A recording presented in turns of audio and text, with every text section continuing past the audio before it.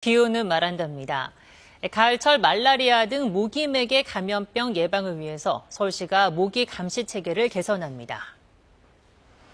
각 자치구별로 매일 모기 밀도를 측정해서 발표하는 모기 예보제를 서울시 누리집뿐 아니라 앞으로는 건강관리 앱을 통해서도 확인할 수 있습니다. 서울시는 모기 활동이 9월에서 10월까지 이어질 수 있다며 의심 증상이 나타나면 즉시 의료기관을 찾아야 한다고 강조했습니다. 이상기후로 배추의 꽃대가 일찍 올라오는 추대 현상이 자연재해로 인정받아 전남 해남의 봄배추 농가들이 피해 보상을 받게 됐습니다. 지난 봄 이상저온과 이상고온이 겹치면서 200여 헥타르 규모의 해남 봄배추에서 추대 피해가 발생했고 해당 배추들은 상품 가치를 잃어서 폐기 처분됐습니다. 피해 농가는 301개로 집계됐으며 모두 5억 8천여만 원이 지급될 예정입니다. 기후변화로 인해서 세계 곳곳에 다양한 동식물들이 멸종 위기를 맞고 있습니다. 생물 다양성은 생태계 유지의 필수적인 요건인 만큼 이를 지키려는 노력들도 활발히 전개되고 있습니다. 김재니 기자의 보도입니다. 어두운 밤, 독특한 빛깔의 개구리가 눈을 반짝입니다. 이곳은 말레이시아 보르네오 섬의 쿠바 국립공원입니다. 180종 이상의 개구리와 두꺼비의 주요 산란지로 최근 관광객들에게 큰 인기를 끌고 있습니다. There's thousands of species of them, and I think they're just very interesting creatures. I think they're just stunning animals, and it's unusual to be able to see this many up close. 관광객들은 수많은 야행성 곤충을 피해가며 정글 속으로 들어가 조심스럽게 손전등을 비추며 개구리를 관찰합니다. 흔히 볼 수 없는 독특한 개구리들이 놀라움을 자아내지만 실은 멸종 위기에 처해 있습니다. 정부는 지역 내에서 이뤄지는 개구리 보호 운동을 지원하고 개구리 종을 찾아 기록하는 대회도 열어 대중들의 관심을 끌기 위해 노력하고 있습니다. 미국 플로리다주에선 산호초를 살리기 위한 프로젝트가 한창입니다. 해양온난화로 폐사 위기에 처한 산호초의 회복력을 높이기 위해 온두라스의 산호초와 교배한 종을 심기로 한 겁니다. The corals from Honduras are just really special, coming from Tela Bay, this amazing habitat where elkhorn corals are thriving despite high temperatures, despite coastal runoff and turbidity. 연구자들은 새로 심은 산호초들이 앞으로 더 뜨거워질 바다에서 잘 견디길 기원했는데요. 생물 다양성 보존을 위한 이런 노력들이 성과로 이어질 수 있을지 기대가 모아집니다. 지금까지 기후는 말한다였습니다. 이 시각 울산은 보시는 것처럼 도로에는 빗물이 고여 있고 굵은 비가 쏟아지고 있습니다. 현재 남해안을 중심으로는 호우특보가 내려진 가운데 호남과 경남, 제주를 중심으로 비가 내리고 있습니다. 오늘 낮까지 남해안 지역에서는 시간당 30에서 50mm 안팎의 강한 비가 내리겠습니다. 오늘 예상되는 비의 양은 전남 해안에 80mm 이상, 경남 남해안에 60mm 이상, 그 밖에 남부지방에 5에서 60mm 정도입니다. 충청권에도 5에서 20mm의 비가 오는 곳이 있겠습니다. 정체전선이 북상하면서 내일은 중부지방에도 많은 비가 내리겠습니다. 남부지방의 비는 내일 밤이면 대부분 그치겠지만 중부지방은 광복절인 금요일 오전까지 이어지는 곳이 있겠습니다. 특히 내일 오후부터 모레 오전 사이 수도권을 중심으로 시간당 30에서 50mm 안팎의 집중호우가 내리는 곳이 있겠습니다. 지금까지 날씨 전해드렸습니다. 김건희 여사의 구속 여부를 결정할 법원 심사가 오늘 오전 10시 10분에 시작됐습니다. 심사 40분 전 법원에 도착한 김 여사는 취재진의 질문에 아무런 말도 하지 않고 법정에 들어갔습니다. 구속 여부는 이르면 오늘 결정되는데 김 여사가 구속되면 전직 대통령 부부가 함께 구속되는 헌정사상 첫 사례가 됩니다. 이재명 대통령이 오는 24일부터 2박 3일 일정으로 미국을 방문합니다. 25일에는 백악관에서 트럼프 대통령과의 정상회담이 열리는데 경제 협력 등 관세 협상 후속 조치와 함께 안보 관련 의제도 폭넓게 논의될 것으로 보입니다. 대통령실은 한일 정상회담 일정은 아직 확정되지 않았다고 밝혔습니다. 이달 초 공사 현장에서 외국인 노동자가 감전으로 추정되는 사고를 당한 것과 관련해 경찰과 고용노동부가 포스코 ENC에 대한 압수수색에 나섰습니다. 이재명 대통령은 오늘 오후 국무회의에서 관계 부처로부터 산업재해 관련 대책을 보고받을 예정입니다. 조국 전 대표와 윤미향 전 의원 등이 광복절을 맞아 특별 사면된 것과 관련해 여야의 공방이 이어지고 있습니다. 국민의힘은 최악의 법치 능욕이라고 비판했고 민주당과 조국혁신당은 여론이 나쁘지 않다며 정의를 바로잡는 길이라고 맞섰습니다. 한미 정상회담이 오는 25일로 확정됐습니다. 트럼프 미국 대통령의 초청을 받은 이재명 대통령은 오는 24일부터 26일까지 미국을 방문합니다. 동맹 현대와 같은 안보 의제와 함께 한반도 비핵화 공조, 관세 협상 후속 논의 등이 진행될 전망입니다. 방준원 기자의 보도입니다. 한미 정상회담 일정이 25일로 확정됐습니다. 대통령실은 이재명 대통령이 트럼프 대통령 초청으로 24일부터 26일까지 미국을 방문한다고 밝혔습니다. 이로써 첫 한미 정상회담은 이 대통령 취임 82일 만에 이뤄지게 됐습니다. 실무 방문 형식으로 두 정상은 백악관에서 회담을 하고 업무 오찬을 가질 예정입니다. 변화하는 국제 안보 및 경제 환경에 대응하여 한미 동맹을 미래형 포괄적 전략 동맹으로 발전시켜 나가기 위한 방안을 논의할 예정입니다. 이번 정상회담에서는 관세 협상 과정에서 다뤄지지 않은 안보 관련 의제 등이 폭넓게 다뤄질 전망입니다. 굳건한 한미 연합 방위 태세를 더욱 강화해 나가는 가운데 한반도의 평화 구축과 비핵화를 위한 공조 방안에 대해서도 논의하게 될 것입니다. 관세 협상 후속 조치도 논의될 거로 보입니다. 반도체와 배터리, 조선업 등 제조업 분야를 포함한 경제 협력과 첨단 기술, 핵심 광물 등 경제 안보 파트너십 강화를 위한 방안이 논의될 전망입니다. 이번 방미 일정에는 김혜경 여사도 동행합니다. 대통령실은 경제사절단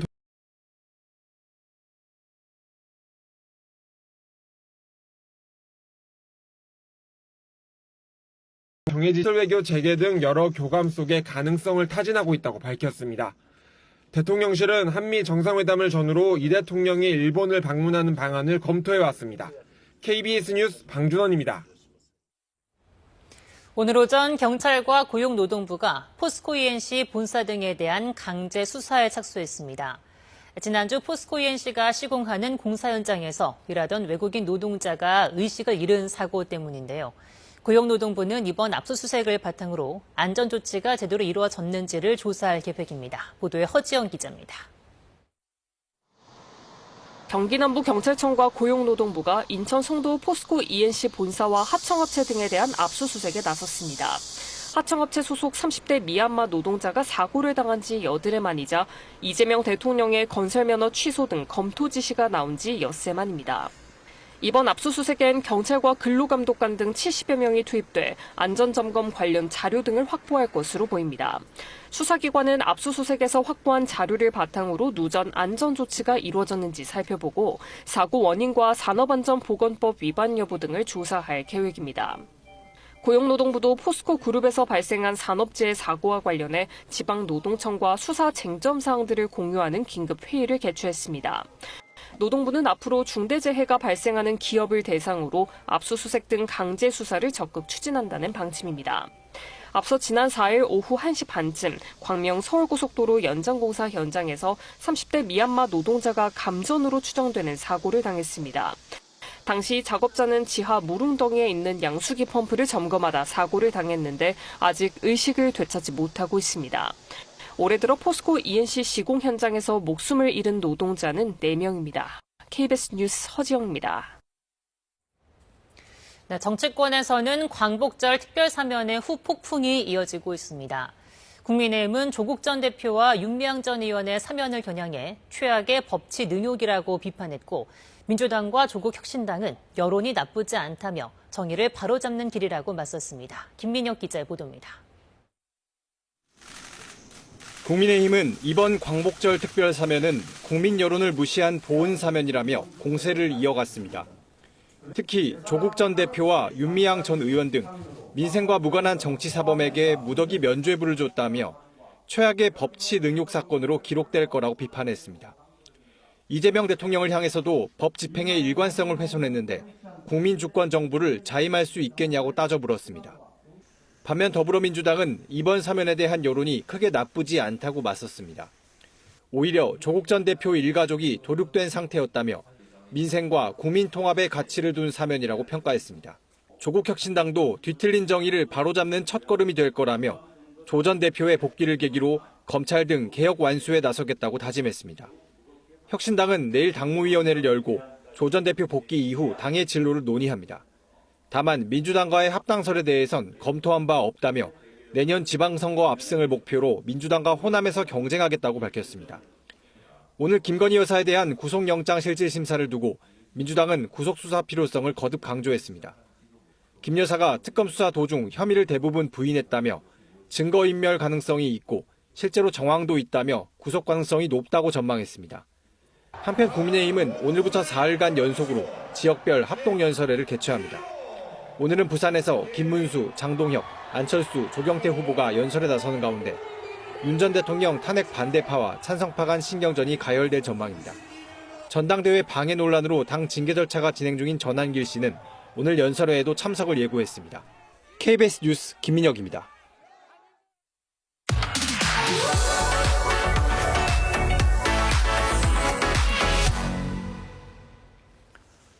미등록 이주 아동. 우리 땅에서 태어났지만 외국인 부모의 불안정한 신분 탓에 출생 등록을 못한 아이들을 뜻합니다. 기록이 없다 보니 몇 명이 국내에 있는지, 보육 환경은 어떤지 정확히 드러나지 않아 왔습니다. KBS가 최근 정부의 마지막 실태조사 결과를 확보해 분석했는데 130여 명이 행방불명 상태이고 이미 사망한 아이들도 있었습니다. 이 내용 취재한 김성수 기자와 함께 자세한 내용 살펴보도록 하겠습니다. 어서 오세요. 자, 김 기자, 우선 미등록 이주 아동에 대해서 정부가 조사를 했다고 했는데 이 정부의 조사 어떤 이유로 어떤 계기가 있어서 하게 된 겁니까? 네, 2년 전에 국내에 실종 신고된, 그러니까 출생 신고가 제대로 되지 않은 아이들의 사망이 잇따랐습니다. 네. 그러자 우선 아이들의 행방부터 찾아야 한다. 그래야 더 큰 피해를 막을 수 있다는 지적이 잇따랐습니다. 그러면서 우선 우리 국적의 부모가 낳은 아이들에 대한 미등록 아이들에 대한 조사가 시작됐습니다. 동시에 부모의 불안정한 신분 탓에 더 위험군이라고 여겨지는 외국인 미등록 아이들도 정부가 찾아 나섰습니다. 네. 우선 병원에서 태어난 기록이 있는 5천여 명의 이주 아동이 조사 대상이 됐는데요. 그 결과가 공개되지 않았었는데 KBS가 이번에 확인해 보니 최소 53명이 사망했고 130여 명이 행방불명, 그러니까 실종 상태나 다름없었습니다. 지금 사망이 있고 이제 행방불명 이렇게 지금 두 가지로 지금 파악이 되고 있는데 우선 사망부터 살펴보도록 하겠습니다. 지금 숨진 아이들. 지금 왜 숨졌는지 뭐 그런 사인 같은 게 있습니까?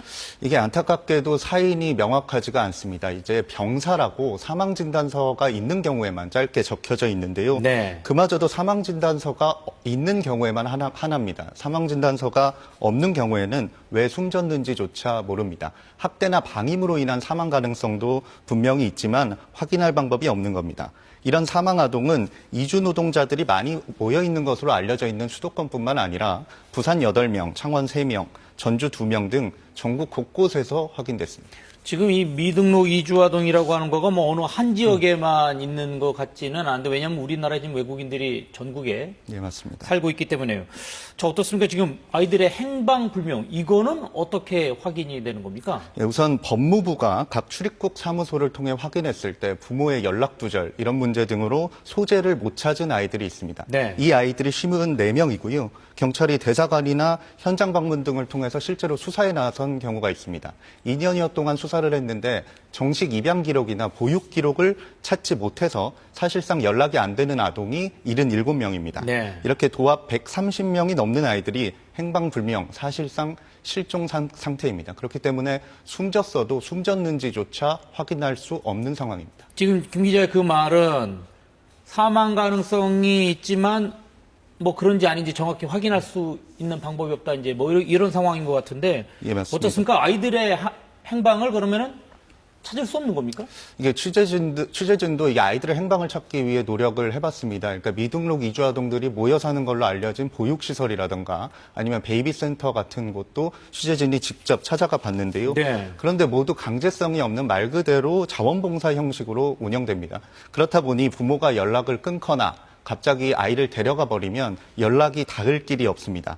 일일이 가정 방문을 할 만큼의 인력이나 재정 상태도 있는 상황이 아니어서 수소문만으로 아이의 소재를 찾기는 조금 어려운 상황이었습니다.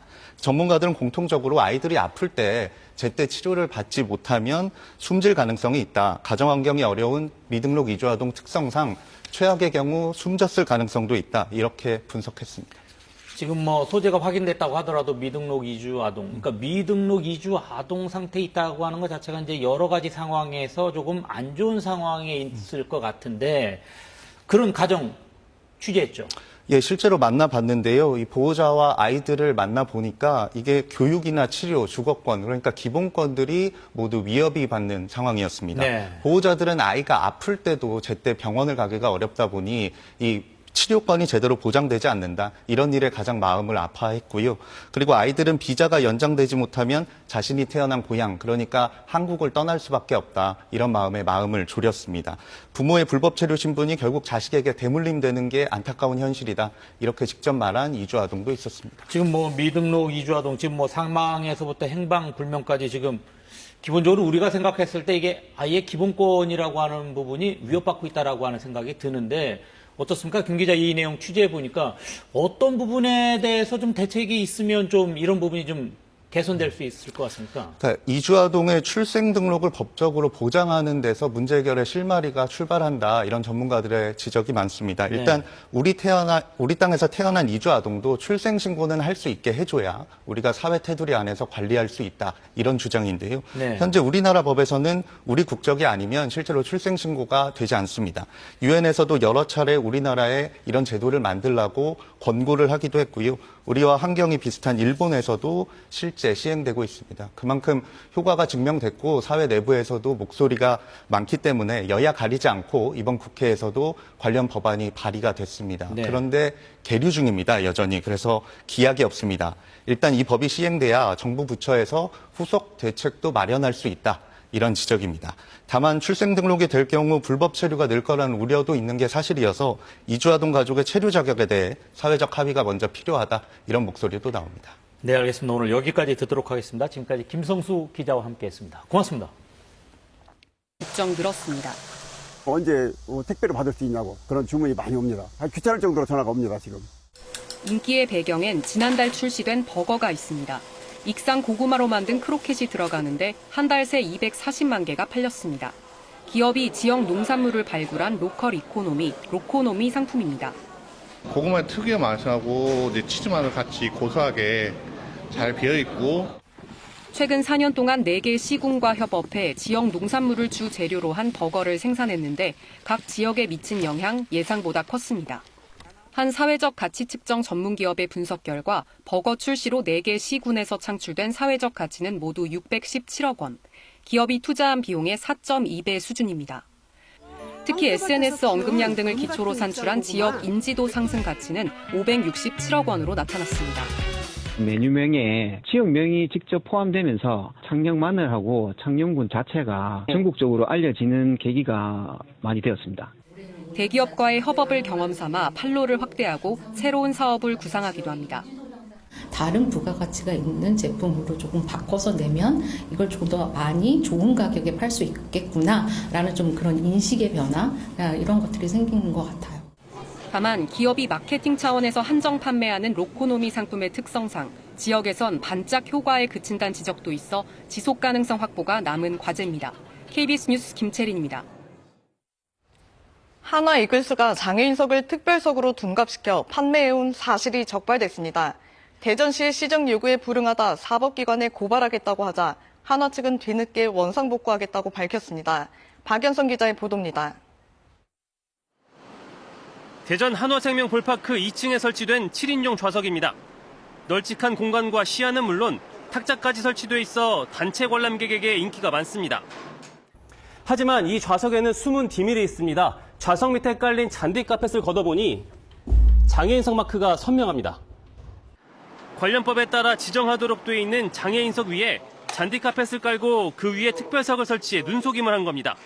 2층의 장애인석 모두 같은 방식으로 덮여 있습니다. 가장 비싼 경기를 기준으로 8,000원짜리 장애인석 4석이 5만 원짜리 특별석 7석으로 탈바꿈했습니다. 이렇게 장애인석 대신 설치된 특별석은 연인석 등 123개, 경기당 약 500만 원씩 지금까지 2억 원 넘는 수익이 발생했을 것으로 추정됩니다. 대전시가 장애인석 시야방해 등을 지적한 KBS 보도로 점검에 나서면서 해당 사실을 발견하고 지난 5월부터 2차례 시정명령을 내렸지만 한화는 따르지 않았습니다. 사법기관 고발 의사를 밝히자 한화는 뒤늦게 원상복구하겠다고 밝혔습니다. 대전시는 한화 측의 조치 상황을 지켜본 뒤 위법 사항이 없는지 계속 점검하겠다고 했습니다. 이딴 시정명령에도 버티다 사법 처리 직전에서야 조치하겠다고 나선 한화 구단. 올 시즌 돌풍에도 불구하고 도덕성 논란은 피하기 어려워 보입니다. KBS 뉴스 박연선입니다. 에너지 소비 효율 최고 등급 제품을 구매하면 구매가의 10%를 환급해주는 으뜸 효율 가전제품 환급 사업 신청이 내일부터 시작됩니다. TV, 냉장고, 에어컨, 세탁기 등의 11가지 가전 중에서 에너지 소비 효율 최고 등급 제품을 구매하면 한 사람당 30만 원 한도까지 환급받을 수 있습니다. 환급 신청은 으뜸 효율 홈페이지에서 할 수 있고 에너지 소비 효율 라벨 사진, 제조 번호를 확인할 수 있는 명판 사진, 거래 내역서, 영수증 등을 제출해야 합니다. 서울 서소문 고가차도 철거 공사에 따라 오는 17일부터 해당 구간의 버스 노선을 우회 운행합니다. 서울시는 오늘 서소문 고가철거와 개축 공사로 오는 17일 0시부터 시청에서 충정로 방향 1개 차로를 폐쇄하고 일대를 지나는 경기, 인천 등 20개 광역버스 노선을 우회 운행한다고 밝혔습니다. 우회 노선에 대한 자세한 정보는 서울시와 경기도, 인천시 등 해당 지자체 누리집과 서울시 교통정보 시스템 등에서 확인할 수 있습니다. 지금까지 생활뉴스였습니다. 우리 수출을 주도해왔던 석유화학업계의 부진의 골이 깊어지고 있습니다. 3년 전부터 적자로 돌아섰고 국내 생산 라인은 잇따라 멈춰섰는데요. 벼랑 끝에선 석유화학업계 현실을 정재우 기자가 정리했습니다. 1999년 한화와 DL그룹이 합작해 세운 여천NCC, 10여 년 전엔 금융권 제외 연봉 1위 기업이었습니다. 지난해 직원 평균 연봉이 가장 높은 기업은 여천NCC였고 국내 에틸렌 생산 능력 3위, 2017년 한 해 영업이익이 1조 원이 넘었지만 3년 전부터 적자 행진을 면치 못하고 있습니다. 유동성 위기로 지난 3월 2천억 원을 수혈받았는데 반년도 안 돼 또 부도 위기, 지난 8일부턴 여수 3공장 가동을 중단했습니다. 대주주 2개사가 부족한 자금 3천여억 원에 대한 지원 의사를 밝히며 겨우 부도 위기를 막았지만 위봉책에 가깝습니다. IMF도 겪어봤고 그다음에 금융위기를 겪어봤습니다만 이렇게 힘든 건 처음인 것 같고 원인은 경기 침체와 공급 과잉, 중국의 저가 물량 공세로 수출이 뚝 끊겼고 대신 중국 제품이 국내 시장을 잠식했습니다. 원가 경쟁력을 앞세운 중동도 경쟁자입니다. 3대 석유화학 단지 중 여수 산단에선 LG화학, 롯데케미칼의 생산 라인 일부가, 울산에선 효성화학 등 10개 공장의 일부 생산이 중단됐습니다. 충남 대산 산단에선 HD현대 오일뱅크와 롯데케미칼이 통폐합을 논의 중입니다. 업계는 일단 공급 과잉이 덜한 고부가 제품을 늘리는 데 주력하고 있습니다. 부진을 버텨낼 몸집 줄이기나 통폐합은 필수라는 지적도 나옵니다. 이 모든 캐파를 유지해서 우리가 생존을 하겠다라고 말씀드리는 건 어렵고요. 결국에는 일부 캐파가 조정이 될 수밖에 없습니다. 업계가 금융 지원 등을 요구하는 가운데 정부는 조만간 석유화학 위기 극복 방안을 발표할 방침입니다. KBS 뉴스 정재우입니다. 정부가 5천만 원 이하의 밀린 빚을 연말까지 갚으면 연체 기록을 지워주는 신용 사면을 시행하기로 했습니다. 늦게라도 빚을 갚았다면 정상적인 금융활동을 열어준다는 취지인데 코로나 이후 세 번째여서 성실하게 빚을 갚은 사람만 손해라는 논란도 예상됩니다. 황현규 기자입니다. 이번 신용사면의 대상은 5천만 원 이하 연체자입니다. 2020년 1월 1일 이후 이달 31일까지 빚 5천만 원 이하를 밀린 사람이 올해 말까지 전액을 갚으면 연체 이력을 지워줄 방침입니다. 은행 대출을 기준으로 보통 30일 이상 밀리면 연체 기록이 남고 신용 점수가 깎입니다. 빚을 다 갚아도 이 이력은 신용평가사가 최대 5년까지 보관합니다. 시중은행 대출은 사실상 불가능하고 신용카드도 새로 받기 어렵습니다. 2020년 1월 이후 5천만 원 이하의 연체 이력이 남아있어 정상적인 금융생활이 힘든 국민은 324만여 명 정도입니다. 신용 점수에 반영이 돼서 대출 승인을 받으시다든지 카드 발급이 된다든지 그런 효과가 있을 수 있습니다. 신용사면은 2021년과 2024년에도 시행됐습니다. 앞선 두 번은 2천만 원 이하 연체만 구제했지만 이번엔 5천만 원 이하로 대상을 늘렸습니다. 수혜자도 이번이 역대 최대일 걸로 보입니다. 신용사면이 너무 잦으면 신용점수가 무의미해질 수밖에 없습니다. 신용이 있는 사람한테 돈을 더 주고 해야 되는데 그게 데이터가 없어지면 그 데이터를 볼 수 없으니까 담보만 있는 사람한테 돈을 주는 거예요.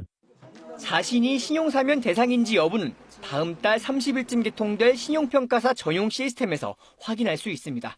KBS 뉴스 황현규입니다. 최근 SNS를 통해 가족에게 50만 원만 보내도 증여세가 부과된다는 내용이 퍼지고 있는 것과 관련해 국세청은 사실 무근이라고 밝혔습니다. 국세청은 오늘 상속세 및 증여세법 제46조에 따라 사회통념상 인정되는 치료비, 피부양자의 생활비, 미국 소비자 물가지수 CPI 발표를 앞두고 경계 심리가 우세하게 작용하며 미국 증시는 하락했습니다. 트럼프 대통령은 푸틴 러시아 대통령과의 회담을 탐색하는 자리라고 언급해 휴전 기대감을 약화시키며 지수는 약세로 전환했습니다.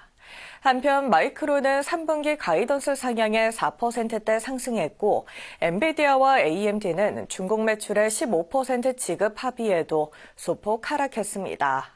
이 시각 현재 코스피는 8.86포인트 상승한 3,215.63에 코스닥은 3.33포인트 오른 815.18에 거래되고 있습니다. 업종별 흐름 살펴보면 주요 업종 혼조세입니다. 코스피 시장에서 외국인은 매수를, 개인과 기관은 팔고 있습니다. 삼성전자와 SK하이닉스 강세 속에 NC소프트는 2분기 호실적의 급등을, HD현대중공업 등 조선과 금융주 흐름 좋습니다. 현대글로비스 역대 신고가를 기록했고 두산로보틱스와 삼성 E&A 강세인 반면 코스맥스 등 화장품주, 시프트업과 두산, 하이브 부진합니다.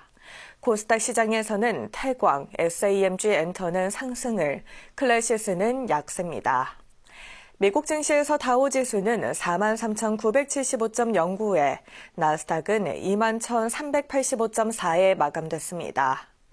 현재 아시아 시장 중국 증시와 일본 증시는 모두 상승 중입니다.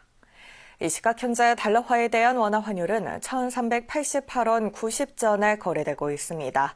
지금까지 KB증권이었습니다. 현재 전남 완도에는 호우경보가, 통영과 거제, 고흥과 여수에는 호우주의보가 발효 중입니다. 오늘 낮까지 남해안 지역에는 강한 비가 내리겠습니다. 앞으로 전남 해안에 80mm 이상, 경남 남해안에 60mm 이상, 그밖에 남부지방에는 5에서 60mm가 더 내리겠습니다. 내일은 정체전선이 북상하면서 중부지방에 많은 비가 내리겠습니다. 남부지방의 비는 내일 밤이면 대부분 그치겠지만 중부지방은 광복절인 금요일 오전까지 이어지는 곳이 있겠습니다. 특히 내일 오후부터 모레 오전 사이 수도권을 중심으로 시간당 30에서 50mm의 강한 비가 내리는 곳이 있겠습니다. 오늘 중부지방은 가끔 구름이 많겠습니다. 경기도 파주에는 폭염주의보가 내려진 가운데 비가 내리지 않는 중부지방은 한낮에 덥겠습니다. 낮 기온은 서울 33도, 대전은 30도가 예상되고 남부지방은 광주와 대구, 부산 28도에 그치겠습니다. 당분간 남해안과 제주도 해안에는 높은 널이 밀려오는 곳이 있겠습니다. 지금까지 날씨 전해드렸습니다. 뉴스를 마칩니다. 시청해주신 여러분 고맙습니다.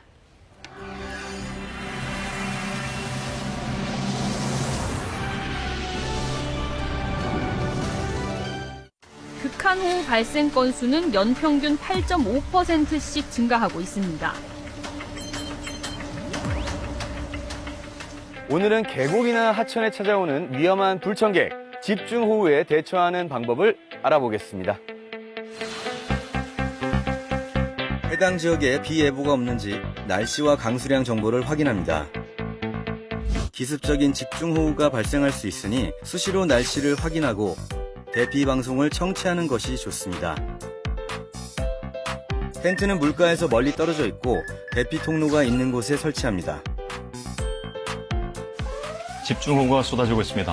집중호우가 발생했을 때는 물건을 챙기지 말고 최대한 높은 곳으로 대피해야 합니다. 양내 위험이 있으니 우산 사용은 금합니다. 구조 신호를 보낼 때는 여럿이 함께 외쳐 도움을 요청합니다. 올여름 무더위 계곡에서 안전하게 이겨내세요.